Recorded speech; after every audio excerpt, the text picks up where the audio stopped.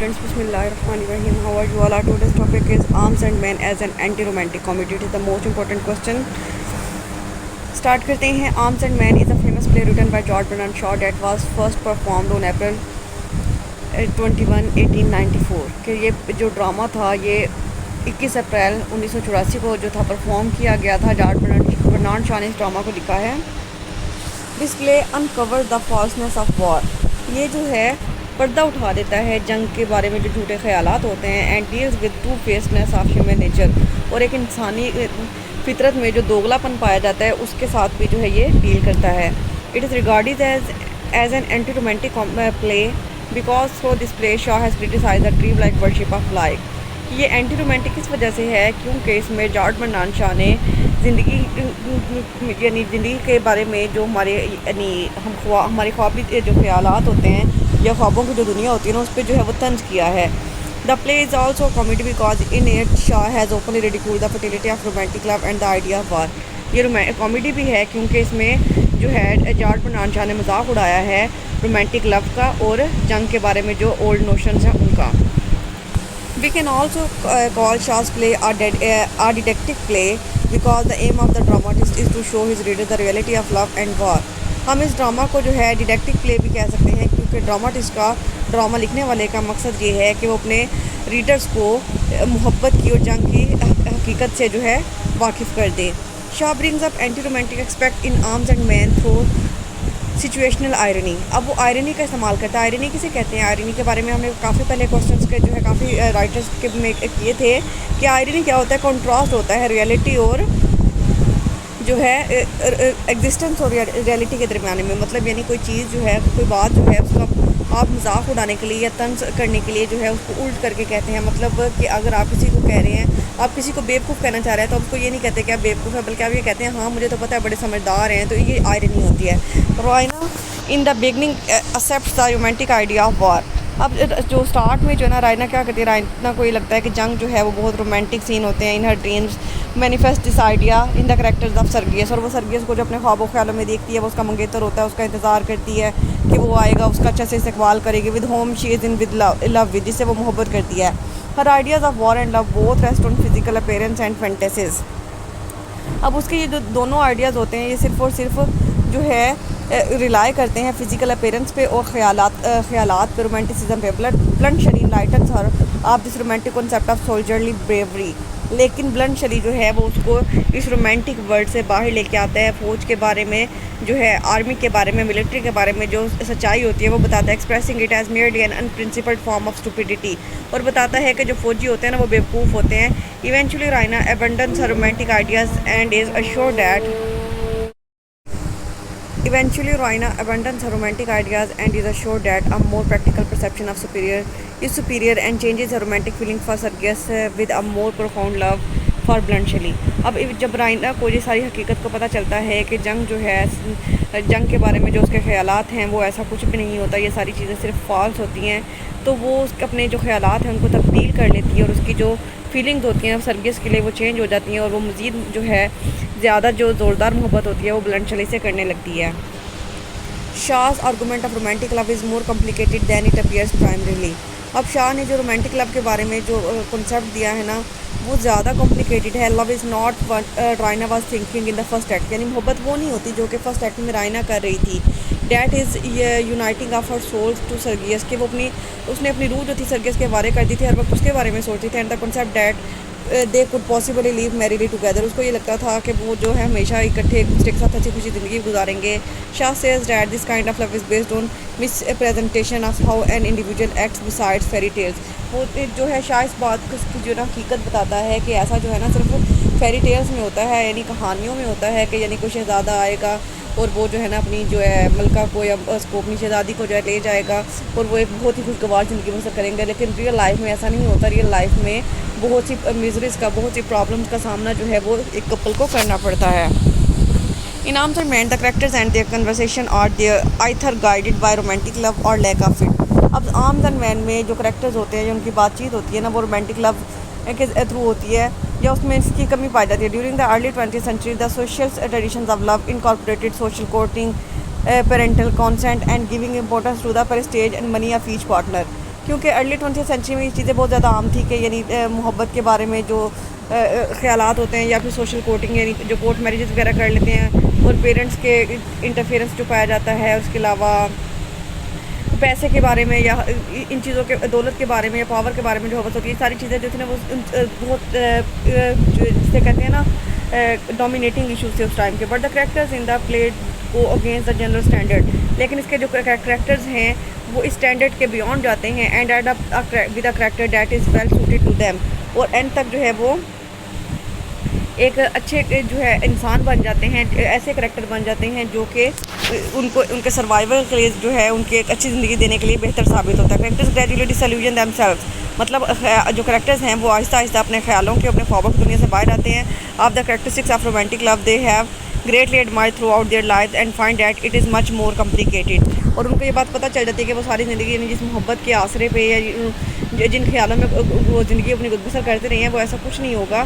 ज़िंदगी जो है इससे ज़्यादा जो है पेचीदा होती है। For example eight the beginning of the play it seems that राइना is in love with Sergius, मतलब प्ले के स्टार्ट में दिखाया गया कि राइना जो है वो सर्गियस से बेपनाह मोहब्बत करती है, but when she became infatuated with Bluntschli, लेकिन जब उसकी मोहब्बत जो है ब्लंट शली के साथ हो जाती है, उसके साथ उसका सामना होता है, she understand that her love for Sergius was shallow and not profound, तो अब जाकर उसको पता चलता है कि उसकी जो सर्गियस के साथ मोहब्बत थी वो बेकार थी। राइना में also have fallen in love with Sergius, हो सकता है कि राइना को कभी सर्गियस से मोहब्बत हुई हो because he was applauded as a hero and also because her mother Catherine and her father Petkoff encourage the relationship to the preserve the families Prestige.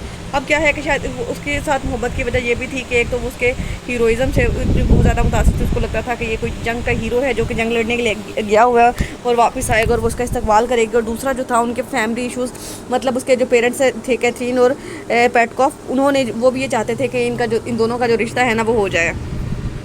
On other hand Louka despite the fact that she is engaged to Nicola, अब दूसरे अगर लोका को देखा जाए तो उसकी मंगनी जो है वो निकोला से हुई थी, does not seem to have ever been in love with him, तो उसने उसे कभी निकोला से कभी मोहब्बत ही नहीं थी। And exhibits that she is eager to make an effort to tie the knot into an upper rank, क्योंकि उसकी कोशिश ये थी कि यानी उसका वो किसी अपर रैंक में उसकी शादी हो जाए, कि उसका जो स्टेटस है वो चेंज हो जाए, क्योंकि वो एक मुलाजमा होती है, नौकरानी होती है, तो हर इंसान चाहता है कि उसका जो स्टेटस है वो चेंज हो जाए, हर इंसान जो है अपर लेवल पे आना चाहता है। Romantic love does not appear to be a concern in her judgement, मतलब उसकी शादी के हवाले से या इस तरह के हालात नहीं थे कि वो जिसमें रोमांटिसिज्म पाया जाए, मतलब उसका जो लव था वो मटेरियल बेस्ड था, वो अपनी जो थी सोशल कंडीशंस को या फिर अपनी फाइनेंशियल कंडीशंस को इंप्रूव करना चाहती थी। Preliminaries of लोकाज relationship with Sergius और adulterous and go against the norms of courtship, अब ये सारी जो उसका जो रिलेशनशिप था, देखा जाए तो कोई भी सोसाइटी जो है वो उसमें ये बहुत बड़ा इशू क्रिएट हो जाता है कि कोई भी इंसान या कोई फ़ौजी जो है मुलाजमा के साथ शादी करने जा रहा है, तो लेकिन ये चीज़ जो थी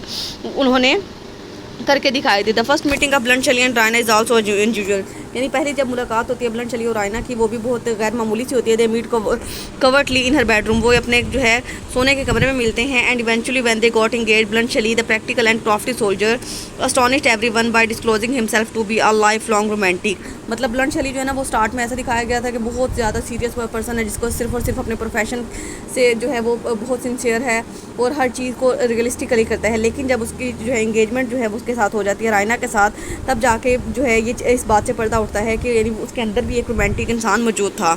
Shah does not completely reject the concept of romantic love, Shah जो है रोमांटिक लव के कॉन्सेप्ट को मुकम्मल तौर पर रिजेक्ट नहीं करता, rather he appears to allow for it only one character discard their perceptions about romantic love, लेकिन वो कुछ हद तक जो है इसकी इजाज़त देता है। Bluntschli cast aside much of the soldierly courageous behaviour before Raina when she first meets in her bedroom, मतलब ब्लंट शली जो है वो एक सिपाही होने के बावजूद उसने अपने रोमांटिसिज्म का इजहार जो था बेडरूम में किया था रायना के साथ। And Raina also confesses that she is are not all together a perfect individual as she often does and utters things that oppose righteous and decent behaviour, और रायना जो है वो भी इसी तरह से पहले स्टार्ट में वो बहुत ज़्यादा रोमांटिसिज्म होते, लेकिन जब उसको रियल हकायक का जो है वो पता चलता है तो उसमें इंप्रूवमेंट्स आना शुरू हो जाती हैं और एक वो अच्छी और जो है ना एक डिसेंट बिहेवियर वाली जो खतून होती है वो साबित होती है। We can not call the relationship of Louka and Sergius proper romantic relationship, अब हम लोका और सर्गियस का जो रिलेशनशिप है उसको प्रॉपर रोमांटिक नहीं कह सकते। The relationship is based on lust and ambitions together with advancements of one social status, क्योंकि उनकी मोहब्बत जो थी वो मटीरियलिज्म पे बेस करती थी, हवस पे बेस करती थी, ख्वाहिशात पे बेस करती थी, क्योंकि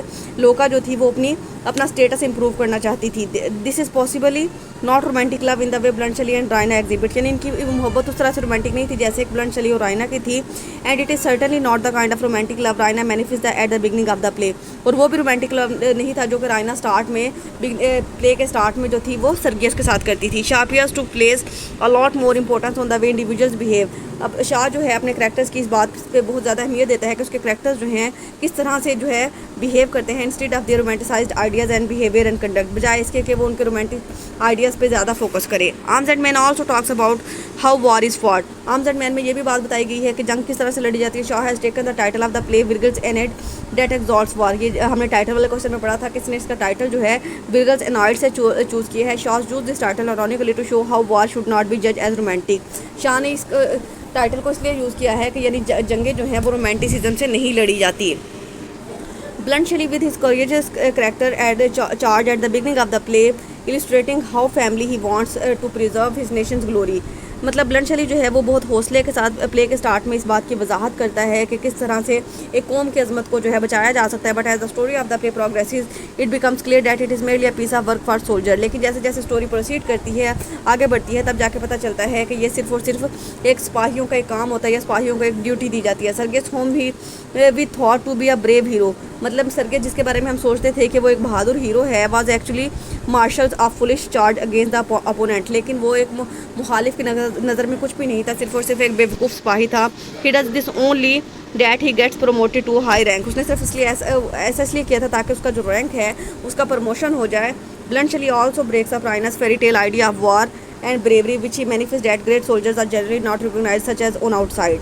और इसमें जो था ब्लंट शली ने उसके जो रायना के जो ख्वाबों की दुनिया के जो शहजादों वाले जो ख्वाब होते हैं ना उनको भी जो था बिखेर दिया था या तोड़ दिया था कि यानी जो है वो जो बहादुर सिपाही जो हीरो होते हैं वो जो है अपनी रानियों को लेने के लिए आते हैं। ऐसा उसने बताया था कि जो आपको नज़र आ रहा है ऐसा हकीकत में कुछ नहीं होता। To conclude we can say that Shaw's play Arms and Man is an anti-romantic comedy because with his creative intellect and humor Shah dismisses the idealistic concept of love and war and reveals that they what they really are. This play is light comedy with an important message। तो ये जो play है arms and man ये anti romantic comedy है क्योंकि उसमें George Bernard Shaw ने समझ बूझ के साथ थोड़ा हल्का फुल्का मजाक करके जो है लव और वार के कॉन्सेप्ट को जो है क्लियर कर दिया है कि लव एंड वार जो है रोमांटिसिज्म से नहीं होते। और इसके अलावा उसने इस प्ले में जो है लाइट सी कॉमेडी को यूज़ करके बहुत इंपॉर्टेंट मैसेज जो है अपने रीडर्स को अपने ऑडियंस को दिया है। आई होप सो कि you have cleared this lecture in a good way.